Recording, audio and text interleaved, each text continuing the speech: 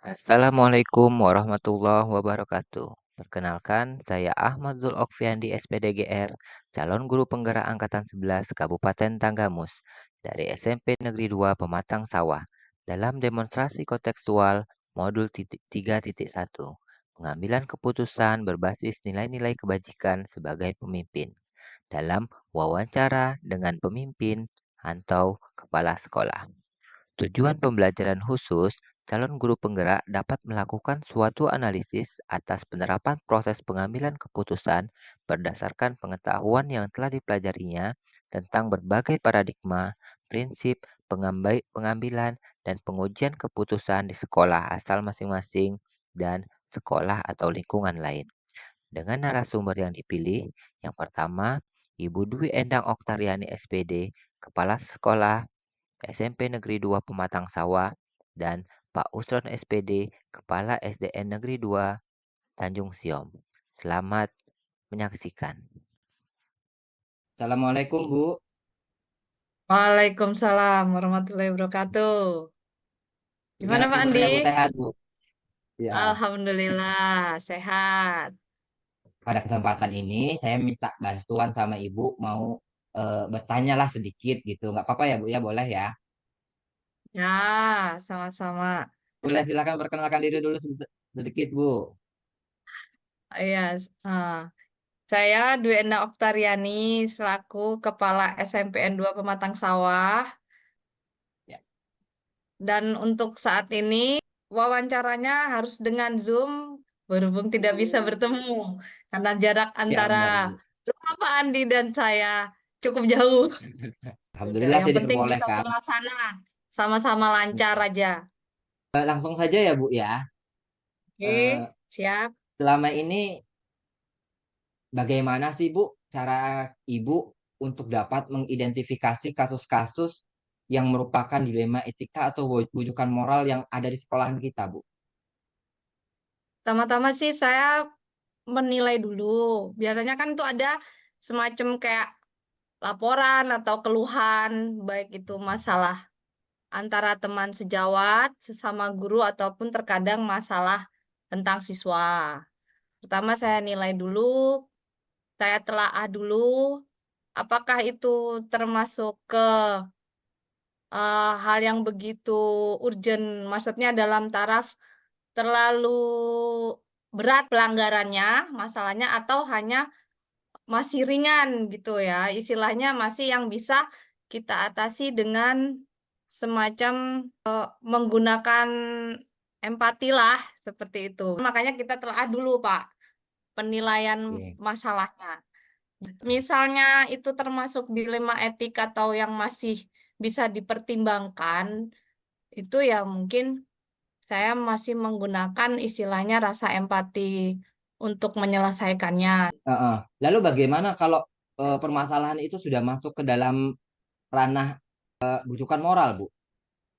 Untuk kayak teman sejawat, mungkin akan saya obrolkan dulu tentang latar belakang kenapa dia melakukan pelanggaran kode etik yang agak lebih berat lah gitu istilahnya. Ketika sudah dibimbing, dibina, tetap tidak bisa, ya mau tidak mau kalau dia sudah melakukan pelanggaran yang sangat berat. Tapi alhamdulillah kayaknya belum sampai di situ, Pak. Selama ini, bagaimana Ibu menjalankan pengambilan keputusan di sekolah kita, terutama jika kasus-kasus itu ada dua kepentingan yang sama-sama benar, Bu, dan sama-sama mengandung nilai kebajikan, yang mana yang lebih diutamakan gitu?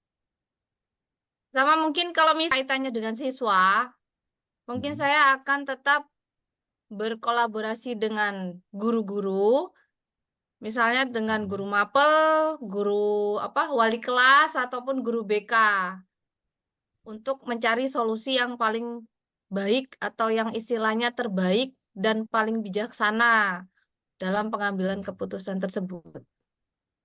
Langkah-langkah atau prosedur seperti apa sih yang biasanya Ibu lakukan selama ini untuk menyelesaikan suatu permasalahan?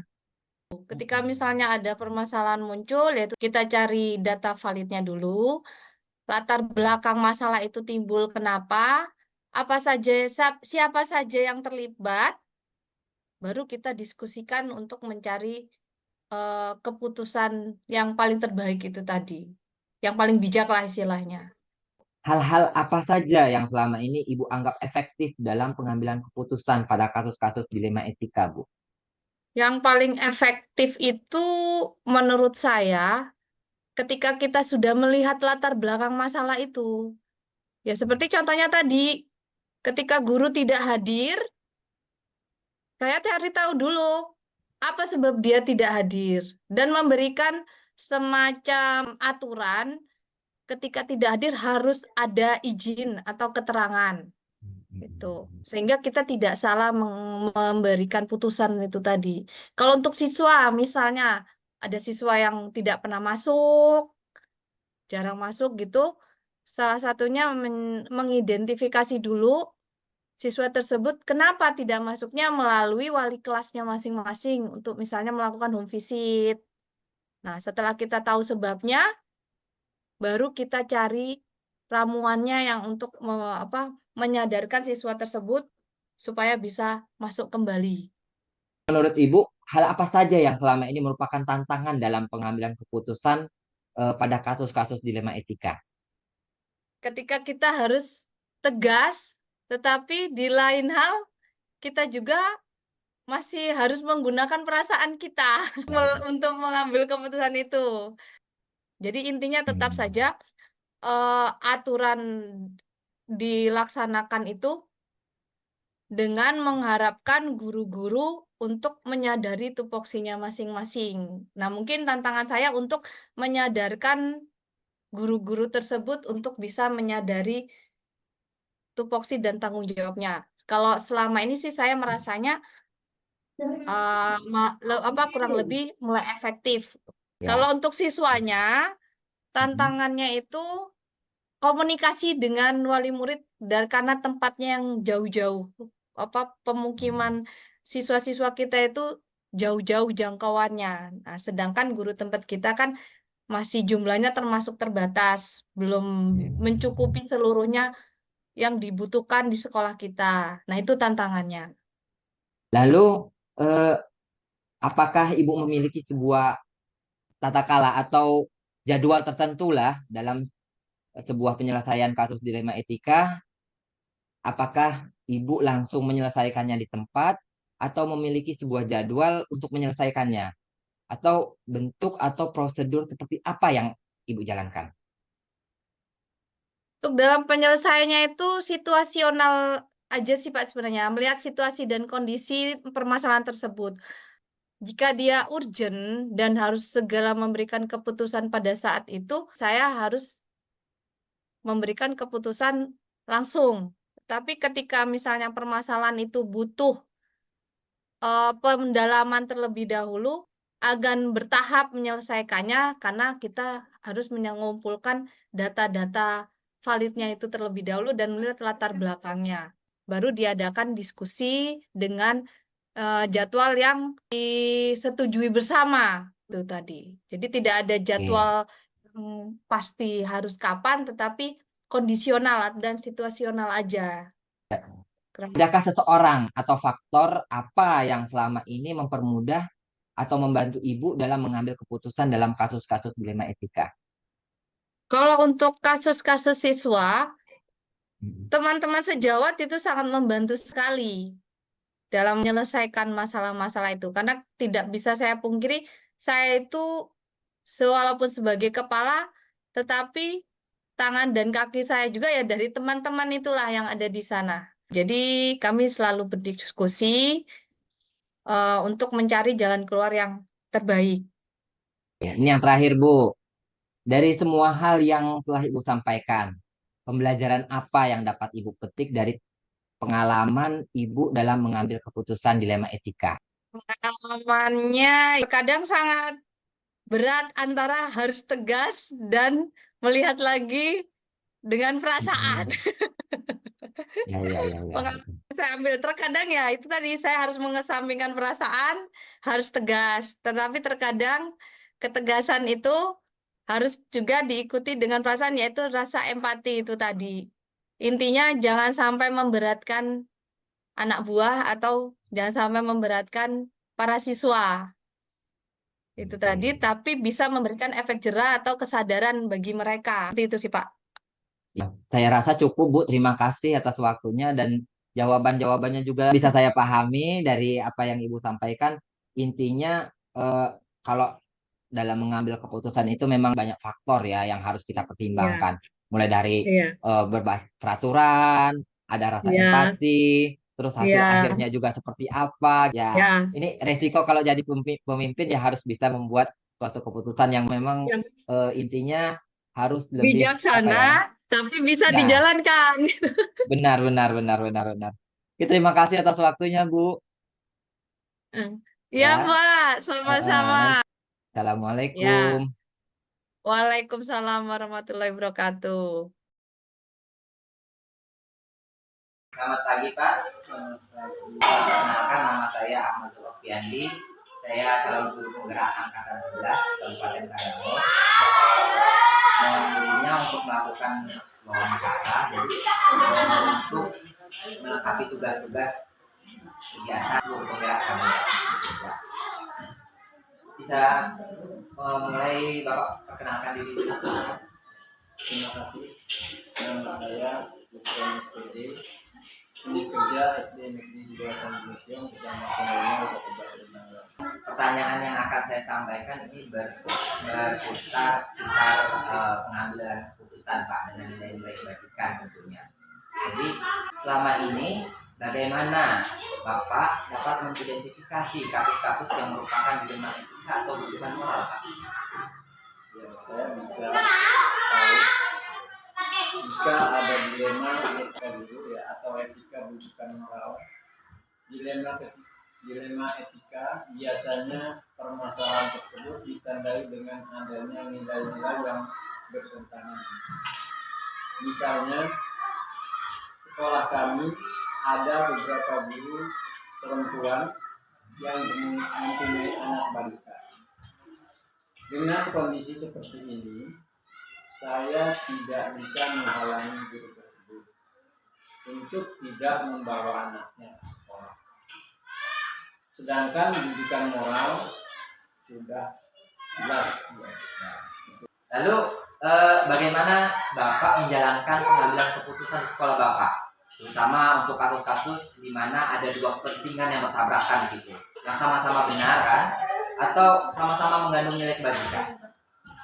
Saya biasanya mengajak rekan guru untuk mendiskusikan kasus tersebut dengan mempertimbangkan banyak aspek. Tentunya keputusan yang diambil tidak merugikan dan bermanfaat ya bagi pendidikan tersebut. Lalu langkah-langkah atau prosedur seperti apa yang biasa Bapak lakukan selama ini Pak?